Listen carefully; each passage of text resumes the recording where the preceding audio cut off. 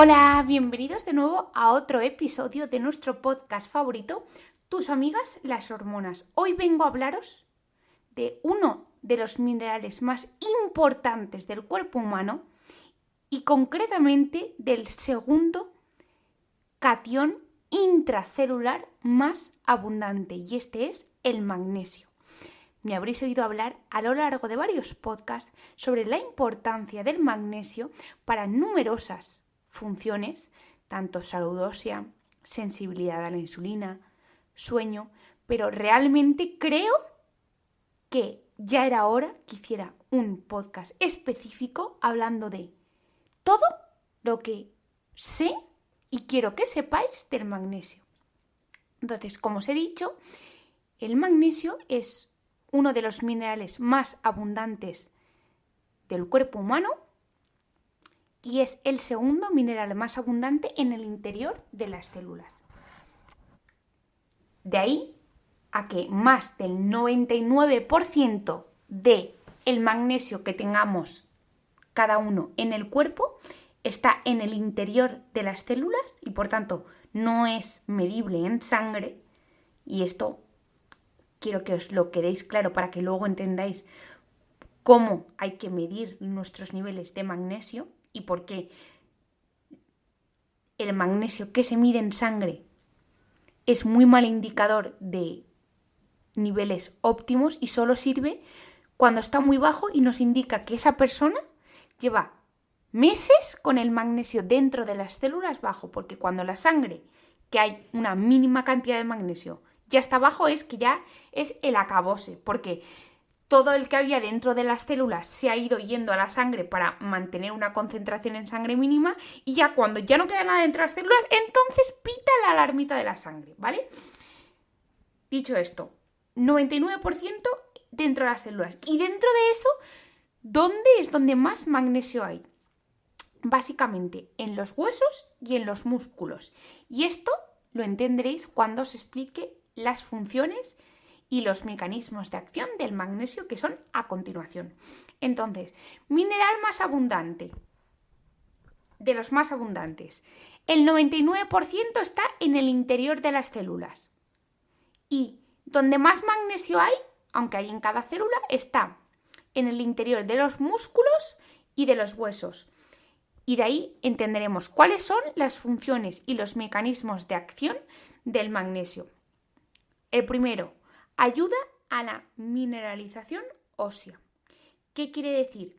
Que el magnesio ayuda a que los cristales de hidroxiapatita cálcica, que son una especie de estructuras como si fueran las columnas de un edificio, pues vale, los cristales de hidroxiapatita cálcica son como las columnas que mantienen firmes, duros y con la función de sostén a los huesos. Pues bien, el magnesio dentro de los huesos ayuda a estabilizar esos cristales de hidroxiapatita cálcica. Es decir, son como si fueran las guías de metal que ayuda a que las columnas de los huesos se mantienen.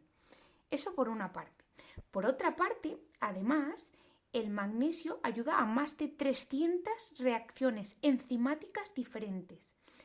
Esto es, por ejemplo, el magnesio ayuda a que produzcamos la adecuada cantidad de energía en todas y cada una de las células para respirar, ¿vale? Esto se llama el ciclo del ciclo de Krebs, ¿vale? Por otra parte, el magnesio es clave en la beta-oxidación de ácidos grasos. Concretamente, ayuda a que una enzima que se llama la acil-CoA sintetasa se produzca adecuadamente. Así, niveles adecuados de magnesio permiten que nuestras mitocondrias se oxiden de manera adecuada en los ácidos grasos para producir energía. Por otra parte, el magnesio, y dentro de estas más de 300 reacciones enzimáticas, ayuda a que la glucosa que comemos se metabolice, se consuma de manera adecuada. Ayuda a la glicólisis. Por otra parte, y no menos importante, es clave para la adecuada síntesis de proteínas el colágeno de la piel, de los huesos, de los vasos sanguíneos. Pues el magnesio ayuda a que esas proteínas se produzcan de manera adecuada. Y por último, el magnesio es necesario para la síntesis de ADN. El ADN es una doble estructura y que requiere de magnesio para que se sinteticen los ladrillitos que forman nuestro código genético. O sea, fijaos lo importante que es el magnesio. Luego, por otra parte, el magnesio ayuda a la absorción, el transporte y la activación de la vitamina D que ingerimos o que nos da del sol. Es decir, tú tomas un suplemento de vitamina D o te da el sol y esa vitamina D3 tiene que transportarse por la sangre. Pues ese transporte depende del magnesio. Además, en el caso de que te suplementes con vitamina D, tú esa vitamina D la quieres absorber. Pues bien, para absorber la vitamina D también se necesita magnesio. Entonces tú tomas vitamina D, la absorbes en parte gracias al magnesio. La transportas en una especie de camioncitos que necesitan de gasolina y esa gasolina es el magnesio para funcionar. Y por otra parte, ya sabéis que la vitamina D que nos da del sol o que ingerimos con suplementos tiene que activarse en el hígado, en el riñón y además en cada una de las células. Pues bien, esas enzimas que se encargan de activar la vitamina D dependen del magnesio. Por tanto, cuando hay muchas personas que tienen niveles bajos de vitamina D y dicen, es que yo llevo años tomando vitamina D y a pesar de tomar 2.000, 3.000, 4.000, no me sube la vitamina D. Yo siempre les digo, ¿y el magnesio? ¿Te estás tomando magnesio? Porque la mayor parte de veces no es que necesitéis más vitamina D, porque ya sabéis por varios post, vídeos y podcast míos que más vitamina D no es mejor, sino mejor es mejor. Y en este contexto, más vitamina D no va a solucionar el problema que reside en que te falta magnesio. Porque si no tienes la suficiente magnesio en el día, la vitamina D que te estás tomando, me da igual que sean 1.000, 2.000, que estés 45 horas bajo el sol, no la vas a absorber, no se va a transportar por la sangre, no va a activarse en el hígado, en los riñones y en el interior de las células. Y por tanto, al no subir, no lo medirás, no se medirán los análisis y no te subirá. Y esto es por lo que os he explicado, que el magnesio se necesita para absorber, transportar y activar la vitamina D. Por otra parte, otras funciones poco conocidas, pero que a mí me fascinan, es que el magnesio se necesita para que todas y cada una de los músculos, incluyendo el músculo del corazón, el músculo de la pierna, todos los músculos se contraigan y se relajen de manera adecuada. De ahí a que una falta de magnesio, igual que una falta de vitamina D, se asocie con dolores musculares y mialgias. Y de ahí a que una falta de magnesio contribuya a una elevación de la tensión arterial. La tensión arterial se eleva, pues bien por la edad, bien por el exceso de consumo de sal en la alimentación, y no la sal que añade, sino la sal oculta en numerosos alimentos tipo conservas, alimentos enlatados, en el pan, etc. No es la sal que añade, sino la sal oculta. ¿Por qué? Porque la sal es un método de conserva. Todo aquello que tenga una fecha de caducidad de más de 2-3 días lleva sal o azúcar, una de las dos cosas o las dos. Entonces, la tensión arterial se puede elevar por la sal, por la edad, por el fumar y por la falta de magnesio. ¿Por qué? Porque la falta de magnesio impide que los músculos que rodean a todas tus arterias se relajen, las arterias se quedan tensas, contraídas así, y esa contracción hace que la tensión suba y es lo que tú midas alto. Por lo tanto, además de las medidas del estilo de vida y en el caso de que sean necesarios los fármacos, el magnesio es una medida adecuada para controlar la tensión arterial. Y me adelanto a la duda. Entonces, ¿el magnesio baja la tensión? Si la tienes normal, no te la va a bajar. y especialmente diversos tipos de magnesio como el magnesio glicinado o el magnesio malato, que por eso son los que os puse en IVB. Hay ciertos tipos de magnesio como el magnesio treonato o el taurato que pueden disminuirla en alguna manera más preferente porque tienen mucha afinidad por el músculo de las arterias. Pero de manera general, el magnesio, si tienes la tensión bien, no te la va a bajar más. Ahora bien, en personas que tienen la tensión alta, sí que puede contribuir a conseguir mejorar la tensión arterial porque ellos tienen esa deficiencia de magnesio que hace que las arterias no se relajen.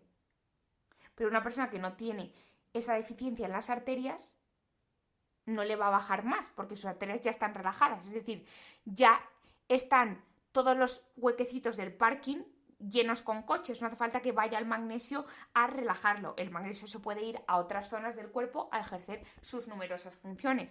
En las arterias no le hará esa función, pero es que tampoco la necesitan. Pero las personas que tienen la tensión alta porque tienen los parkings del coche vacíos, pueden tener el lujo de que entre el magnesio en sus parkings y las relaje.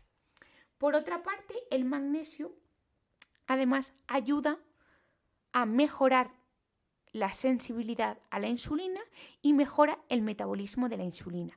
De ahí a que personas con diabetes, tanto tipo 1 como tipo 2, entre otras cosas, se pueden beneficiar de un adecuado consumo de magnesio. Por otra parte, pero no menos importante, el magnesio es clave para ayudar a una adecuada función plaquetaria. Es decir, personas que tienen antecedentes de trombos suelen tener niveles más bajitos de magnesio. ¿Por qué? Porque el magnesio es necesario para que la sangre fluya con fluidez, válgase la redundancia. Es decir, evitan que las plaquetas se agreguen y dé lugar a trombos, a ictus, etc. No es que te vaya a hacer la sangre más líquida y te pueda dar un problema, sino que la gente que tiene la sangre más densa se beneficia de tomar el magnesio más en ese aspecto de la sangre. Con respecto a en qué alimentos está el magnesio y por qué, Isabel, tú nos hablas del magnesio en suplementos. Hasta hace pocos años, la mayor fuente de magnesio no eran los alimentos, es el agua que nutre a esos vegetales, a esos frutos secos, que era rica en magnesio, porque el agua de las montañas está muy mineralizada, porque las montañas, las rocas, tienen en su composición mucho magnesio. Entonces, al pasar las aguas se nutrían de ese magnesio, luego crecían en la patata, en el aguacate, en las espinacas, en las legumbres o los pescados lo bebían y nosotros lo adquiríamos. Pero lamentablemente, como consecuencia de la sobreexplotación de tierras, de métodos de cultivo intensivos, han llevado a que progresivamente la calidad nutricional de los alimentos sea menor, incluyendo la calidad de las aguas, y se ha producido una desmineralización de las aguas que afecta de manera preferente al magnesio. Esto hace que los alimentos que tradicionalmente habían sido fuentes de magnesio ya no lo sean tanto. Esto no quiere decir que no tengan nada, sino que el contenido de magnesio de los alimentos que ahora os voy a enumerar progresivamente ha ido decayendo. De ahí a que cuando se mide el magnesio por los métodos analíticos más sensibles y específicos, casi el 60% de la población del mundo occidental tiene niveles de magnesio intracelular bajos, porque la fuente alimentaria ya no se ha convertido en una fuente tan fiable de magnesio. Dicho esto, yo siempre lo que os digo es, como para llegar a las cantidades de magnesio diarias, que son en torno a desde 310 a 420 miligramos, siendo 310 la de las mujeres y personas con menos masa muscular y 420 las mujeres embarazadas, las mujeres que dan el pecho, que deciden que pueden dar el pecho, o los hombres más voluminosos. Eso con la alimentación es prácticamente muy, muy complicado llegar. Entonces yo siempre os digo, sabiendo que las fuentes alimentarias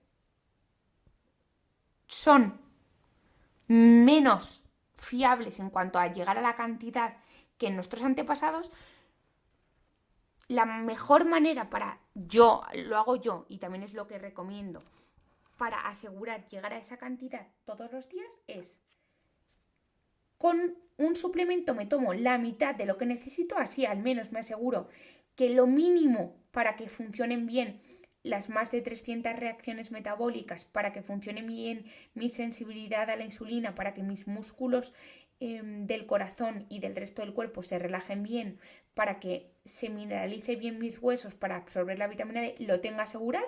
Con el suplemento tenemos el 50% y el otro 50% sí que es muy probable y muy fácil y muy asequible con la alimentación.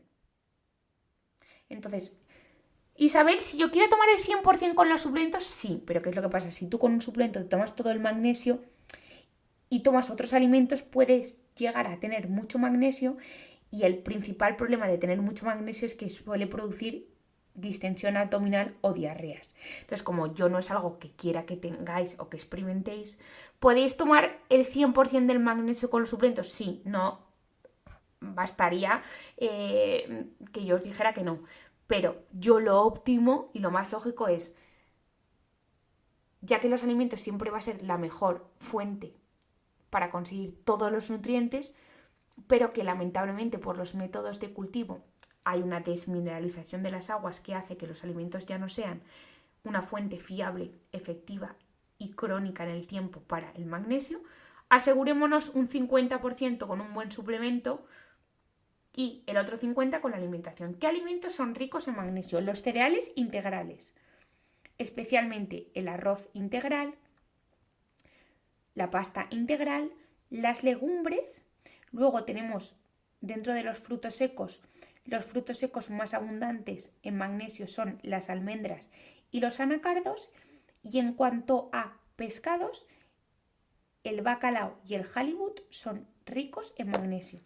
En cuanto a verduras, las espinacas contienen también una buena cantidad de magnesio. Entonces, si tú te tomas, por ejemplo, 200 gramos de espinacas al día, 30 gramos de almendras y un plato de legumbres, llegas de sobra.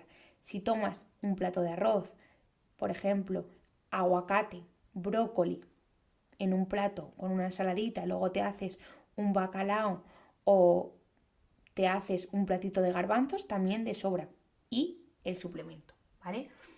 Con respecto al café, el café sí que es cierto que tiene magnesio, pero también la cafeína en exceso dificulta la absorción de vitamina D y de otros minerales como por ejemplo el calcio. Entonces yo en general no creo que sea tampoco muy saludable recomendaros el café como fuente única de magnesio. Ahora bien, otro temita.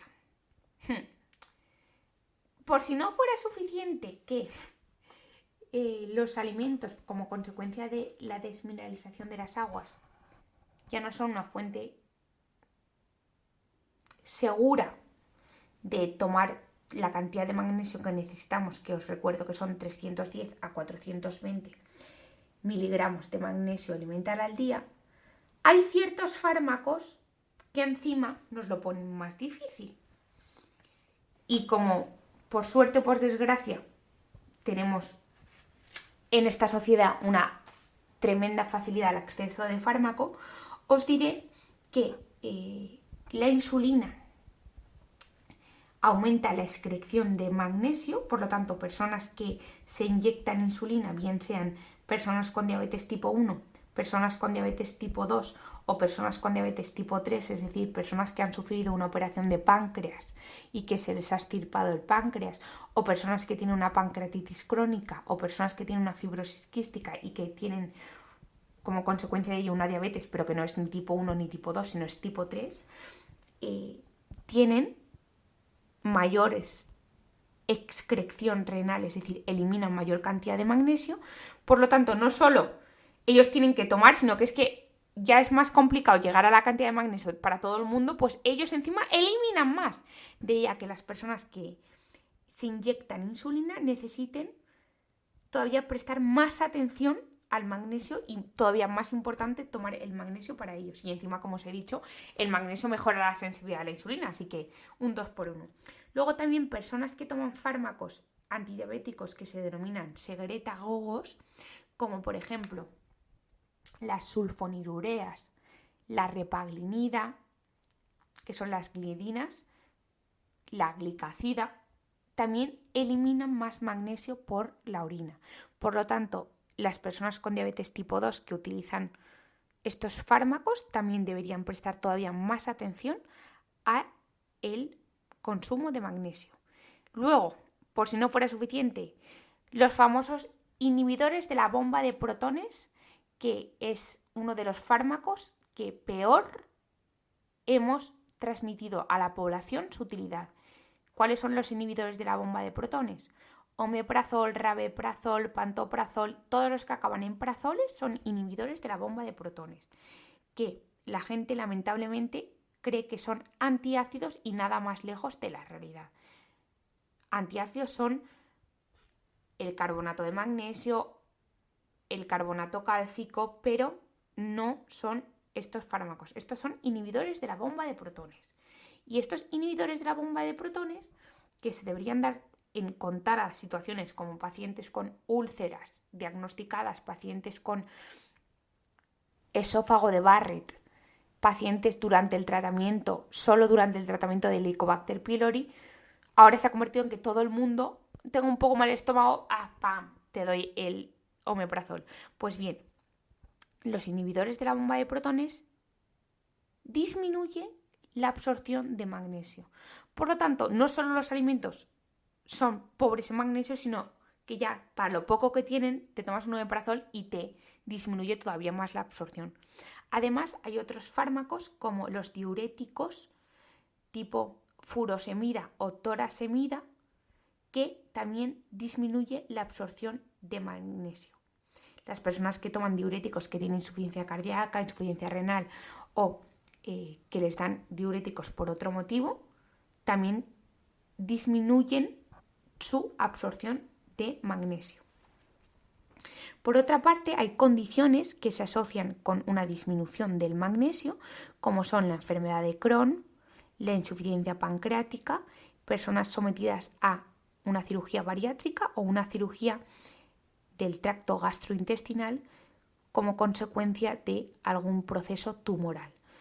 Todas las personas que tienen un síndrome malabsortivo como consecuencia de enfermedades tumorales, de cirugía bariátrica, que tienen enfermedad de Crohn, colitis ulcerosa, también tienen una mala absorción de magnesio y por tanto en sus situaciones también sería recomendable suplementarse y prestar más atención al magnesio.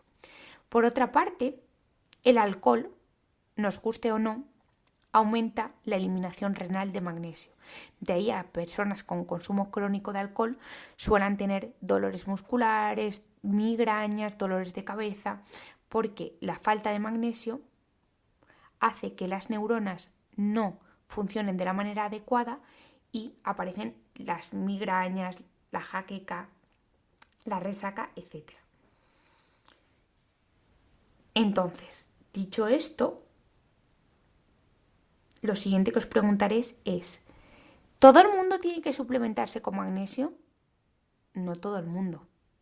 Si tú con la alimentación estás seguro que llegas a las cantidades adecuadas y además no tomas ninguno de los fármacos que os he dicho, ni tienes migrañas, ni tienes hipertensión, ni tienes diabetes, que puedas beneficiarte de esto, puedes no tomártelo. Isabel, vale, yo me interesa tomarme magnesio, pero ¿cómo sé que no tengo mucho magnesio? Probablemente no lo vayas a tener. Y segundo, que como os he dicho, los suplementos de magnesio yo no os recomiendo tomar el 100% de magnesio que necesitas con un suplemento. Os recomiendo tomar el 50% para tener ese mínimo. Pero si a pesar de eso tú quieres estar seguro, el magnesio que se mide en sangre, el tal cual, como os he dicho, solo sirve para detectar deficiencias graves. ¿Por qué? Porque si todo el magnesio, como os he explicado al principio, está dentro de las células, en el cuerpo humano todo va de donde más hay a donde menos para mantener un equilibrio. Por lo tanto, cuando tú tienes poco magnesio en la sangre, nunca lo vas a detectar midiendo en la sangre. ¿Por qué? Porque como dentro de las células hay mucho magnesio, nuestro cuerpo tira del de dentro de las células y lo va sacando a la sangre para que tu sangre tenga un mínimo. Entonces, si tú mides el magnesio en sangre, siempre va a estar bien. Hasta que tengas tan poco magnesio en tu cuerpo que incluso dentro de tus células no tengas suficiente para cedérselo a la sangre, y entonces ahí es cuando en sangre lo medimos bajo. Pero fijaos cuánto tiempo ha tenido que estar bajo dentro de tu cuerpo, tú manifestando todos los síntomas que ahora os voy a explicar de magnesio bajo, hasta que en la sangre sale bajo. Pues has estado meses sacando extra de tus células para compensar la falta de magnesio en sangre. De ahí a que el magnesio en sangre es muy mal indicador, porque si está bien, no nos indica cuánto está dentro de las células, que es lo importante. Y cuando está mal es, ostras, está tan mal que ya está bajo en sangre, pero ¿cómo va a estar en el interior de las células?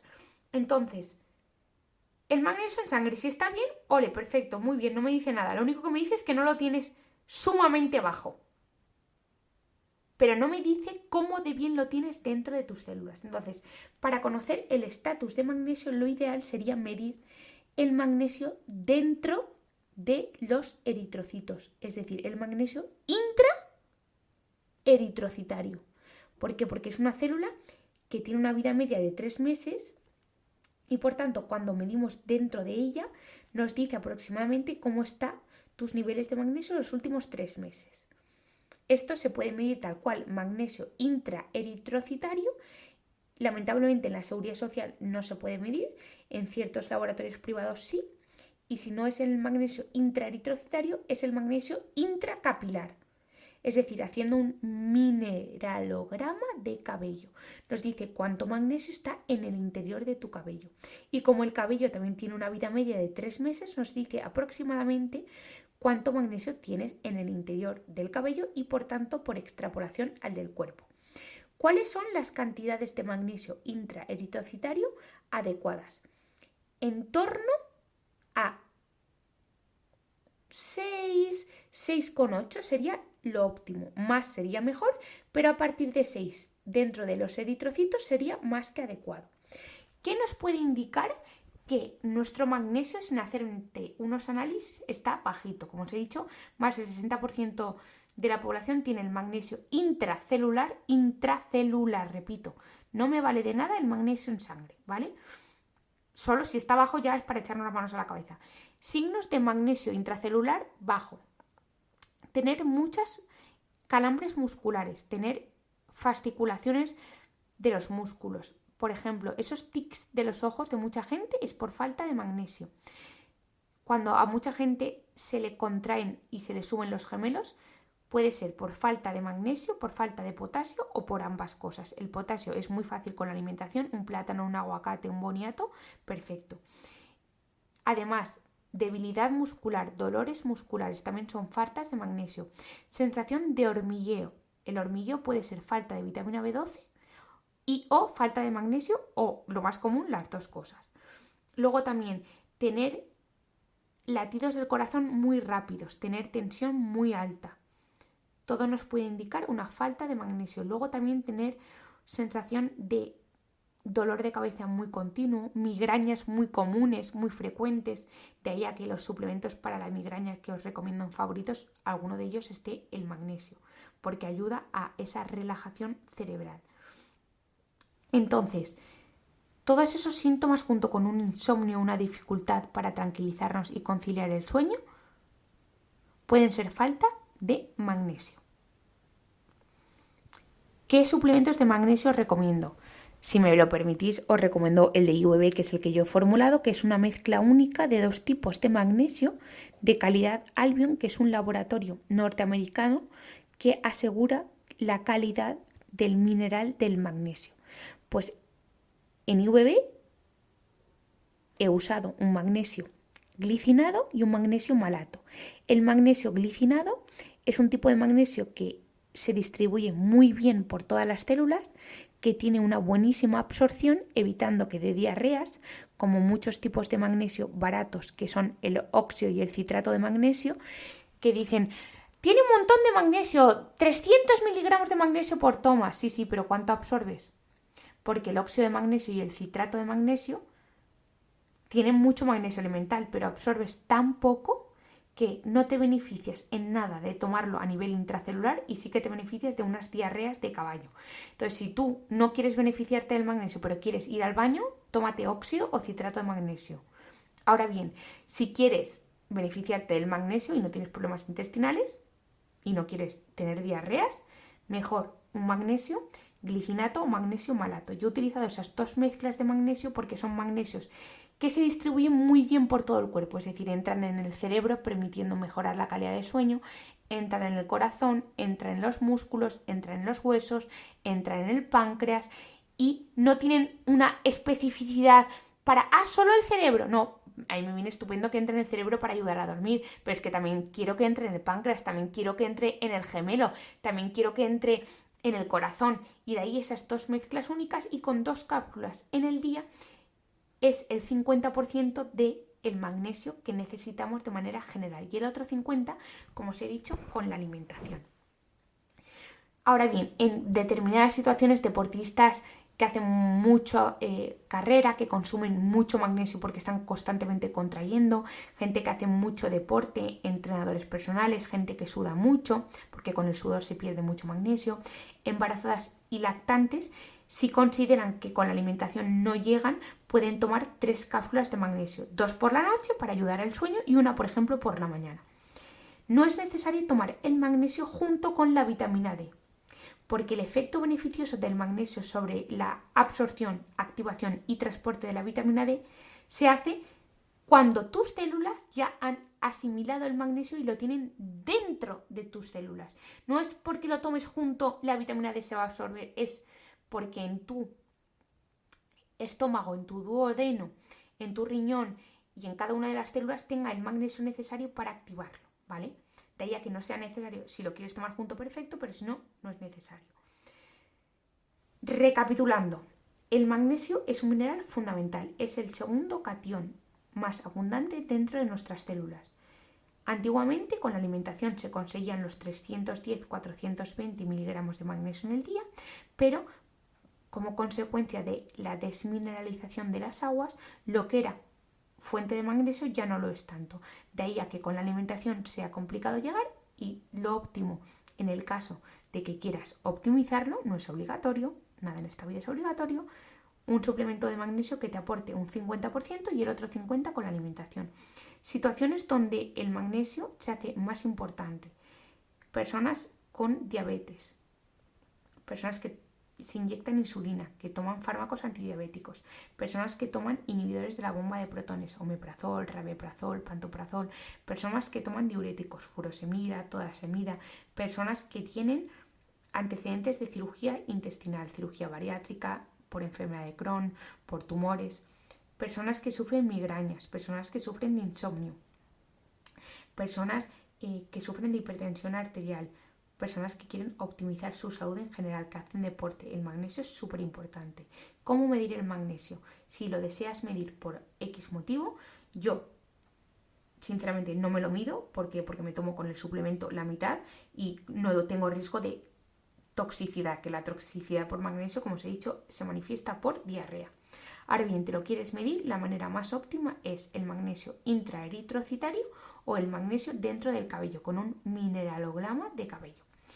Por otra parte, síntomas de magnesio bajo, ya os lo he explicado: temblores, contracciones musculares, fasciculaciones de los ojos, hormigueo, parestesia de las piernas, tensión arterial, latidos rápidos.